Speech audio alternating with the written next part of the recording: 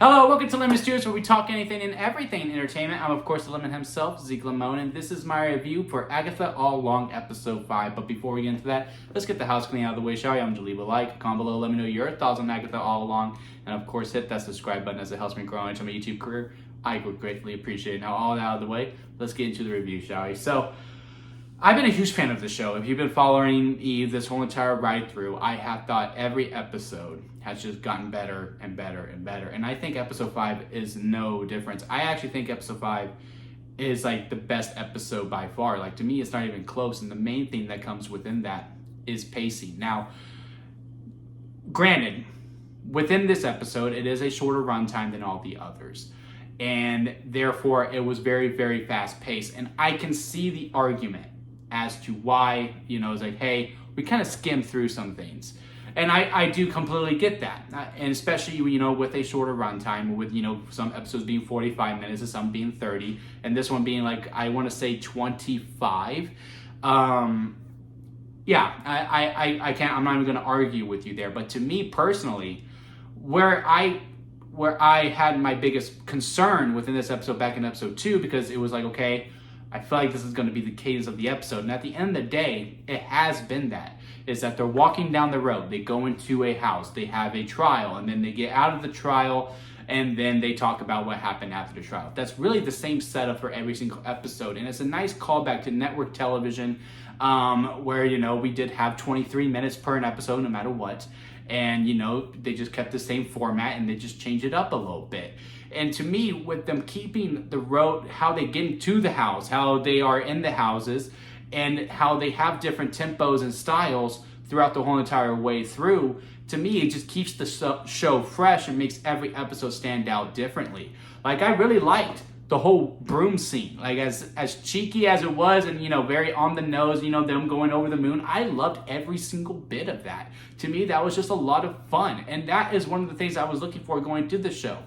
I'm not looking for, Emmy Award winning from Agatha All Along, or from any Disney Plus show for that matter. I mean, let's be honest, right? The quality of a Disney Plus show is very different from a Max show or HBO original, okay? The Penguin and Agatha All Along are for very different audiences. When I'm watching Agatha All Along, I'm just looking to have fun, have a good time. I want a nice throwback to Hocus Pocus and all these other fun family spooky movies and TV shows that I watched growing up, like A Halloween Town, and like I said before, Hocus Pocus. And I am getting that with this, so therefore it was hitting all the beats for me. Yeah, sure, once we got into the trial, it really did feel like a speed run. And also, I don't really know overall what the lesson was. When Agatha was possessed, which was a big callback to Evil Dead, yeah, it was just kind of skimmed through and it was run through. I can't even argue with that. That is a legit criticism to have, is that the trial was very sped through. But with the other two trials that we have actually spent some time in, I just thought it was a little refreshing that we kind of just like, hey, we got up and out of them, and now we're moving straight on through. It was more about the dynamics of the characters. Now, sure, we did lose Alice, who had a big episode in episode 2. Her death, to me, and I think this is overall criticism for the show as opposed to this episode, is that I just really wasn't that attached to her. Now, what I was attached to and what my heart was breaking for was how it was ruining the relationship between Teen, now Wiccan, now confirmed. Thank you, Pops, for spoiling that for me. And there's another kind of spoiler that happens in this episode, but I'm not going to talk about it because it's not revealed yet. But I was just like, oh, I see what the camera was doing. Because again, thank you, Pops. If you want to look at it, by all means, go to Pop's Twitter. But I'm not personally going to spoil it for you. But yeah, Wiccan and Agatha's relationship deteriorating when Agatha killed Alice to take her power.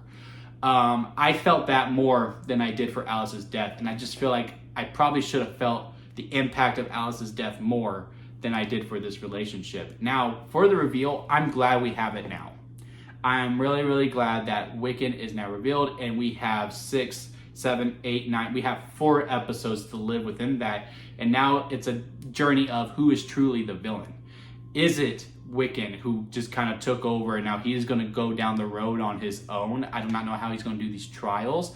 what's going to come, what is at the bottom of the sewage now that all the witches are there, and where the hell did Rio go? I'm pretty sure I already know, because again, I'm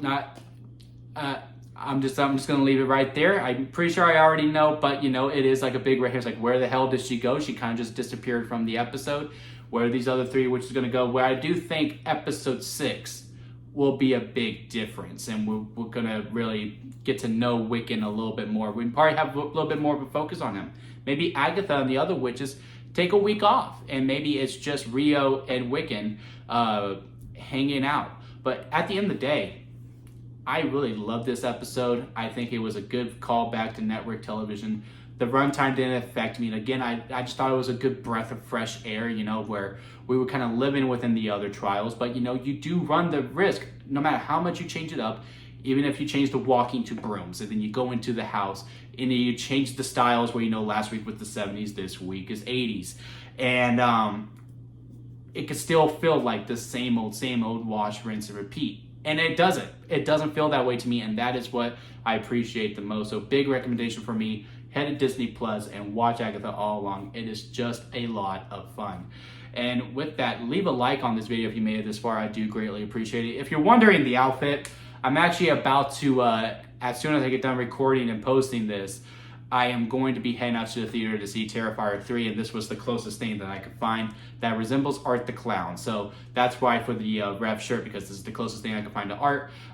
So hit the subscribe button for the Terrifier 3 review that is heading out if that is your type of thing. There will be a lot more spooky stuff heading to this channel pretty soon.